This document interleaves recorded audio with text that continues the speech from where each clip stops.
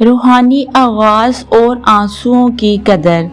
کبھی تم نے کسی کے لیے دل سے رو کر رب سے دعا مانگی ہے؟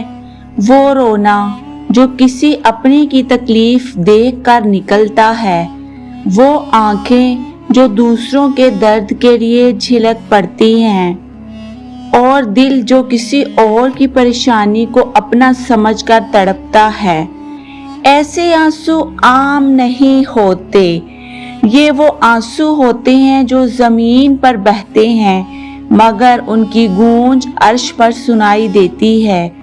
جب تم کسی کے لیے بے لوث ہو کر رب کے سامنے ہاتھ اٹھاتے ہو، سجدے میں گر کر اس کے لیے روتے ہو، تو تم صرف ایک انسان کا نہیں، ایک مقام کا ثبوت دے رہے ہوتے ہو، ایک محبت کرنے والے، درد بانٹنے والے اور دل سے دعا کرنے والے انسان کا۔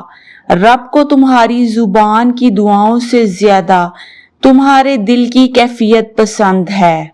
جب تم کسی کے لیے روتے ہو تو تمہارا خلوص، تمہاری محبت اور تمہاری بے قراری سب کچھ عرش الہی پر محفوظ ہو جاتی ہے۔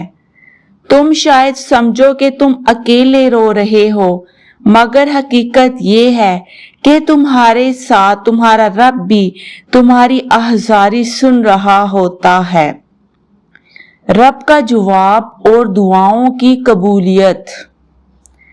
حدیث مبارکہ ہے کہ جب کوئی بندہ اپنے بھائی کے لیے غائبانہ دعا کرتا ہے تو فرشتہ کہتا ہے تیرے لیے بھی وہی ہو۔ اب سوچو، جب تم روتے ہوئے رب سے کسی کے لیے خیر مانگتے ہو تو کتنے فرشتے تمہارے ساتھ آمین کہہ رہے ہوتے ہیں۔ رب کبھی ایسے دل کو خالی نہیں لوٹاتا جو دوسروں کے لیے تڑپتا ہو۔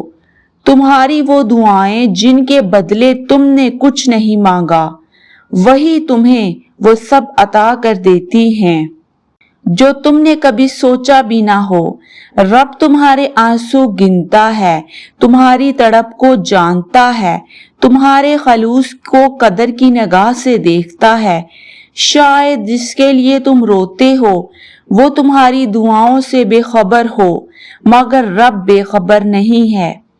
وہ دیکھ رہا ہے کہ تم کسی کے لیے کس شدت سے دعا کر رہے ہو، اور پھر وہ تمہارے حق میں فیصلے کرتا ہے، تمہاری زندگی آسان بناتا ہے، تمہارے دل کو سکون دیتا ہے، صرف اس لیے کہ تم نے کسی اور کے لیے دل سے دعا کی۔ جب تم روتے ہو تم خالی نہیں ہوتے، تم پاکیزہ ہو جاتے ہو، اور تمہارے آنسو تمہیں رب کے قریب کر دیتے ہیں۔ یہی وہ لمحہ ہوتا ہے جب رب فرماتا ہے میرے بندے تیرا رونا ضائع نہیں جائے گا، میں وہ سب سن رہا ہوں اور میں تیرے دل کا حال جانتا ہوں۔ پیارے بہن بھائیوں، اس لیے دوسروں کو اپنی دعاؤں میں یاد رکھیں تاکہ فرشتے بھی آپ کو دعاؤں میں یاد رکھیں اور آپ کی ہر دعا پہ کن ہو۔ آمین ثم آمین۔